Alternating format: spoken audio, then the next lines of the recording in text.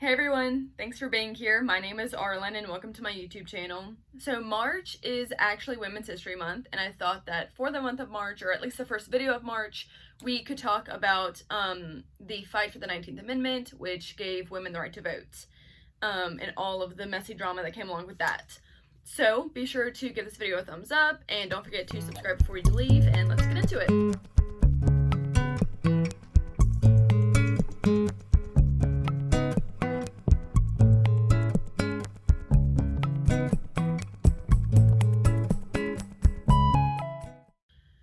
So it actually took about 70 years to get women the right to vote. It all started in like 1848 with Elizabeth Cady Stanton and Lucretia Mott. They decided to have a convention, and it was called the First Women's Rights Convention, and that was held in Seneca Falls, New York. And that's actually where the Women's History Museum is currently located. And so this convention brought together like 300 women and like 40 men, so shout out to those guys, hope they're doing well. Obviously a joke for clarification purposes. So the point of this convention was to gather people together that had kind of a similar mindset and brainstorm ideas of how they could take steps towards equality. So they gathered together and decided on a document that they had created that was modeled after the Declaration of Independence, and it was actually called the Declaration of Sentiments. And it began, the document began by saying, quote, "We hold these truths to be self-evident that all men and women are created equal," end quote. So I also want to take this time right now, just really quickly, to mention the nonprofit for today's video, and that is going to be the National Women's History Museum up in Seneca Falls, New York. I think, first of all, it's a lot of fun that the first ever like women's convention was in Seneca Falls, and now the National History Museum is there. I just think that's a cute little detail. Their website is really fabulous. It is full of information, I'm sure, as you can assume. They have such a diverse group of women a part of the National History Museum, the National Women's History Museum. They have tons of different virtual events you can attend. They have virtual exhibits you can go see. So they have people from, you know, like Ruth Bader Ginsburg to like Kristen Bell. Like such a massive range of people. For this past month of February, they had tons and tons of information on like anti-racism things and like Black women in history that are like super important that we should talk about, that are in their museum, things like that.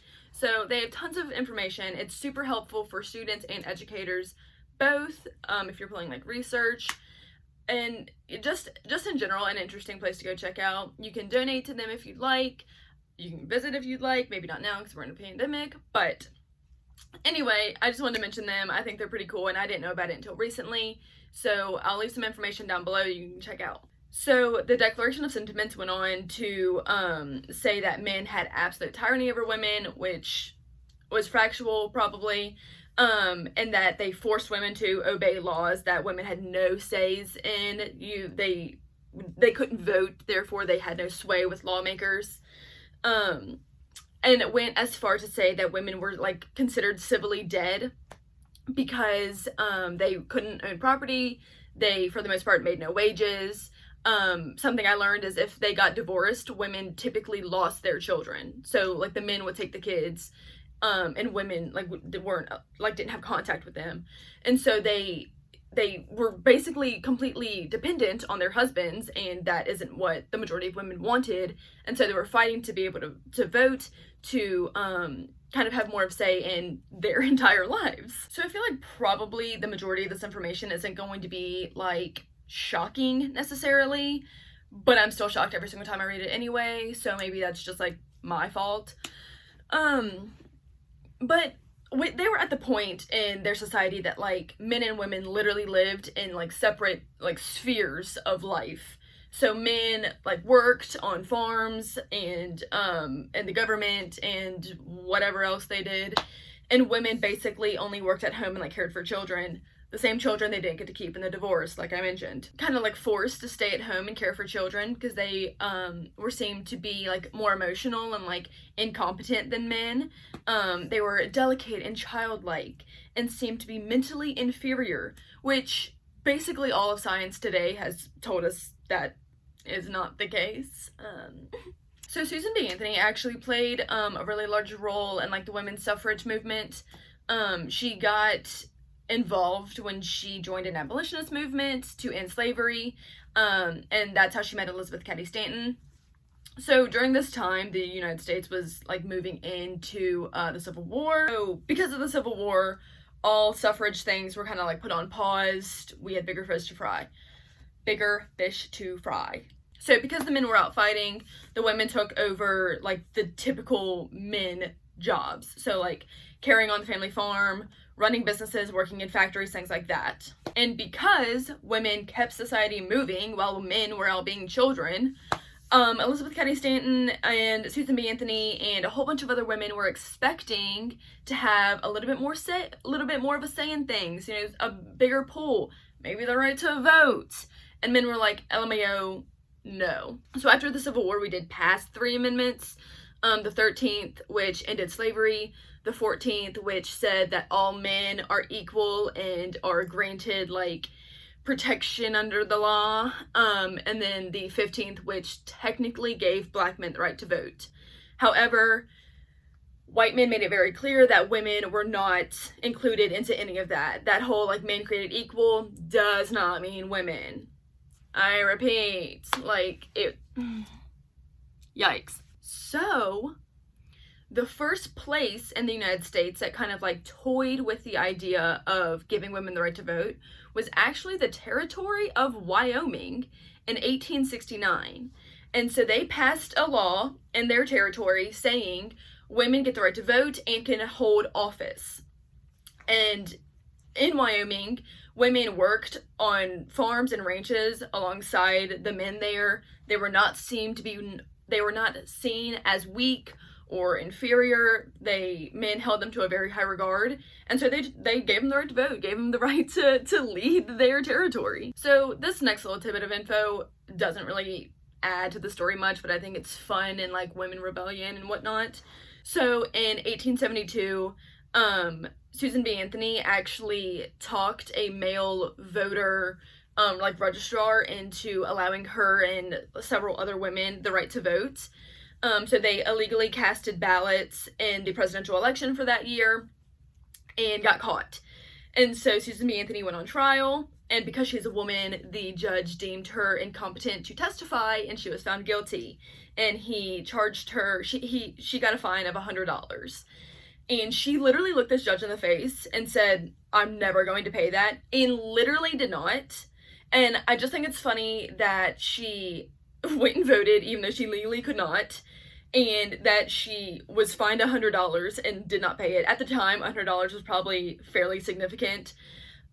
Even now, it can be to some people, of course, but like probably a fairly fat amount of money at the time. And I just think it's pure comedy that she was like, I'm going to break the rules and then I'm not going to pay the repercussions. Thank you. Like, chef's kiss. So during this time, you know, the fight for women's suffrage is like building momentum, and so organizations are starting to be formed. So there's one called the National Women's Suffrage Association, and they actually got a constitutional like amendment like to Congress, and that was stating, quote, the right of citizens of the United States to vote shall not be denied or abridged by the United States or by any state on the account of sex. And, end quote. And it was known as the Anthony Amendment, like Susan B. Anthony. So this is maybe going to get a smidge confusing because there are 2 groups with basically the exact same name. It's a whole situation. But the National Women's Suffrage Association focused its efforts on Congress, whereas the American Women's Suffrage Association focused on like states and territories and like getting suffrage laws and bills passed there. So, more rebellion, I love it. So, in 1889, the territory of Wyoming said, hey, we want to be a state. So they applied for statehood, and Congress said, Perhaps not, because you allow your women to vote. Stupids. So Wyoming came back and said, we will literally stay out of the Union for 100 years before we show up without our women. And Congress was like, oh, okay, like, sure. So in 1889, Wyoming was the very first state in the United States to allow women the right to vote. So with Wyoming becoming a state and having women that were able to vote, it carried on throughout the other western states, and they kind of followed suit. So Colorado passed suffrage laws in 1893, with Utah and Idaho in 1896. So there are now 4 whole states in the United States by 1896 that have given women the right to vote. Progress, but slowly. So a small note, just because it might get confusing later on, is that the National Women's Suffrage Association and the American Women's Suffrage Association merge. They become one. So now they are the National American Suffrage Association. You guessed it, for sure. They did that. So we're now at the beginning of the 20th century, and Congress has decided to throw out the Anthony Amendment. They're no longer having that into consideration. A reminder, it was the amendment to try and get women the right to vote. So they've been sitting on it for like 20 years, and we're like, JK. And at this time, a lot of other states were failing to get their suffrage laws passed as well, so we're at a bit of a standstill. However, also at the beginning of the 20th century, there became this like new idea of like a new woman. And those were the women that like were educated and like played sports and would smoke in public and like supported social reform, like those scandalous types, those crazy ones. And by 1910, we started to use the term feminist. So feminists were said to believe in like female liberation, and were said to believe that, holding women back from their full potential was like damaging to the nation, and they're right, like I'm gonna say it.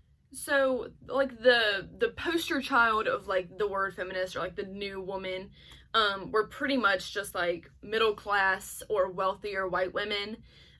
This has not been the case for poor immigrant or black women of color. They had been working the entire time. Their families couldn't afford not to. And so they would be like housekeepers or it was said that these women would be paid up to 1/4 to 1/3 of the salary that men were getting paid for doing the exact same job. And it was even so bad that these women would give birth on the factory floor in which they were working. Women were put in these working conditions with these garbage wages and no support because they weren't able to vote. Like I said earlier, they had no pull with lawmakers because they weren't voting on laws. And so they especially had no say in laws that protected them and their safety. These Western states are still carrying the nation by fighting for women's suffrage and passing more states with women's suffrage laws. So Washington allowed women the right to vote in 1910, followed by California in 1911, with Arizona, Kansas, and Oregon in 1912. The woman that is now leading the National American Women's Suffrage Association, her name is Alice Paul. She decides to have this huge march through Washington, D.C. In support of women's suffrage. So naturally, there are counter-protesters. There are men in massive groups there attacking these people as they protest. Of course, there are men in the march, in support of women's suffrage. Those guys are excellent. However, there are more men against women's suffrage, naturally. And so the National Guard has to be there to protect these women. And they kind of keep up these demonstrations. They start to picket outside of the White House. And I'm going to pause here to give a bit of a trigger warning. This is going to get slightly graphic. It's fast. It's over quickly. I just want you to be aware. It was shocking when I first read it. So with these picketers, they started to get arrested, of course. And while they were in jail, they're mostly women. And so while they're in jail, they're going on hunger strikes. And so, the police officers at the jails decided to, again, trigger warning, jam feeding tubes down their throats and literally force feed them instead of just letting them peacefully protest, because this is America. So after all the picketing outside the White House and the attacks on the marchers, it's all getting very, very, very divisive in the United States, and Woodrow Wilson can't handle it. So he decides to go ahead and announce his support for the Anthony Amendment in January of 1918. So at the time, there were 17 states that had suffrage laws. There were 17 states where women had the right to vote, as well as England. England also had the right to vote, so we're kind of lagging, you know what I'm saying? So in the summer of 1919, Congress passed the 19th Amendment, which gave women the right to vote, but not yet, and it was soon ratified by 3/4 of the nation, of the United States. However, that wasn't quite enough yet to get women the right to vote. I think you needed 2/3, which is more than 3/4, okay. But of course, we can't do anything just peacefully. So when the 19th Amendment was passed and was working on being ratified, there were of course counter-protesters. There were a group of people that didn't support women's suffrage. Do you want to guess who? Okay, so these people believed that women would vote for progressive reform, y'all. Shocking. Why wouldn't they? Why is that an issue? And so, naturally as they do, they said that the 19th Amendment would invade states' rights. Also, did women even really need the right to vote? Because obviously their thoughts and opinions were being accurately presented by their husbands voting. So, what was this even about, guys? When it came down to it, there was one state needed left to ratify the 19th Amendment, and that fell on Tennessee. And it fell specifically in the lap of a young state legislator who received a letter from his mother urging him to be, you guessed it, a good boy and ratify the amendment. Therefore, he did. Shout out to that woman. I hope she's doing well. So, with that being said, in August of 1920, the 19th Amendment was fully ratified. Women had the right to vote. However, there's always a however. This only really went for middle class or wealthy white women. There were still so many struggles for poor white women because they were illiterate or women of color facing discrimination at voting places for years to come, for decades to come. However, this is exciting. This is a big step. However, this doesn't mean full equality across the board with voting. There are still people that struggle until the 60s, and we just need to remember that while going on through this month. To end on what I think is a really sweet note, at the very first election that women were able to vote, it was 1920, it was the presidential election.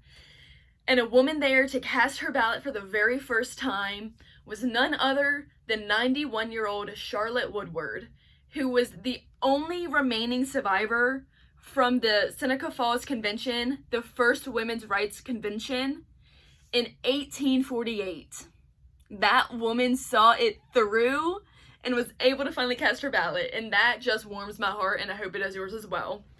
So that is all for today's video. I hope you enjoyed it, and again, don't forget to subscribe before you go, and I'll see you next time. Bye!